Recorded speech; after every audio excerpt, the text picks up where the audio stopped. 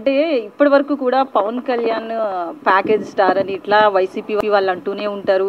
అసలు ఆయన ప్యాకేజ్ ఎంత తీసుకున్నాడని సినిమాలో చూపిస్తున్నారు.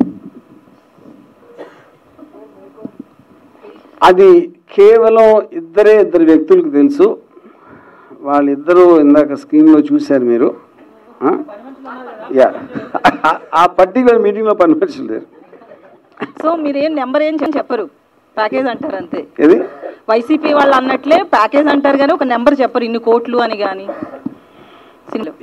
అంటే నాకు యాక్చువల్గా ఒక పని మనిషి చెప్పాడు, కానీ అది అంటే మరీ పని మనిషి కాదు, అక్కడ పని చేసే అతను, కానీ అది నేను చెప్పను. అది చెప్తే అతను నాకు సీక్రెట్గా చెప్పింది, నేను సీక్రెట్గానే ఉంచుకుంటున్నాను.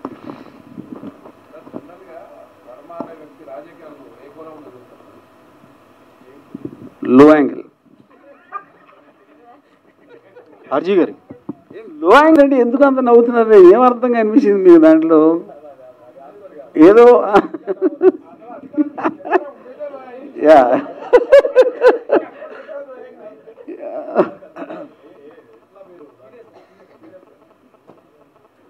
సో నేను ఆనెస్ట్గా నా బిలీఫ్ ఏంటంటే, నేను పాలిటిక్స్కి పొలిటికల్ సైకాలజీకి డిఫరెన్స్ ఉంటుంది. పాలిటిక్స్లో ఉన్న మనుషుల సైకాలజీ ఎలా నడుస్తుంది అనేది నాకు interesting point. Not about politics.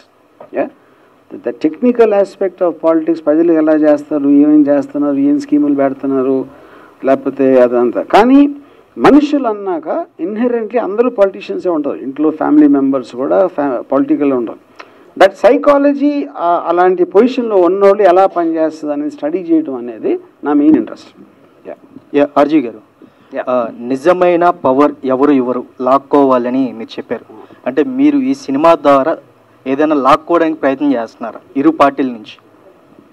So ఇప్పుడు లాక్కోవాలి అనే దానికి ఒక మీనింగ్స్, అంటే మీరు సొంతంగా డిసిషన్ తీసుకోవడానికి ఏది ఏమైనా సరే ఎవరేం చెప్పినా మీకంటూ ఒక పర్టిక్యులర్ డిటర్మినేషన్, ఒక కన్విక్షన్ ఏదో ఉంటుంది. సో ఇప్పుడు ఒక మనిషి ఆ డిసిషన్ తీసుకున్నప్పుడు ఆల్మోస్ట్ లాక్కున్నట్టే కదా అది. ఎందుకంటే అతను ఆ పొజిషన్లో ఉంటే కనుక. పవర్ అనేది ఇవ్వరంటే ఒక ప్రాసెస్లోంచి వెళ్ళి నిర్ణయాలు తీసుకుని అన్నీ ఎప్పుడు జరగవు. యాక్చువల్గా టఫ్ లీడర్ అంటే లాక్కోవాలి అనేది నా కాంటెక్స్ట్. అది గారు, ఇండియాలోనే కాదు ప్రపంచవ్యాప్తంగా కూడాను 3 విషయాలు చాలా ప్రామినెంట్ రోల్ చేస్తున్నాయి సొసైటీలో.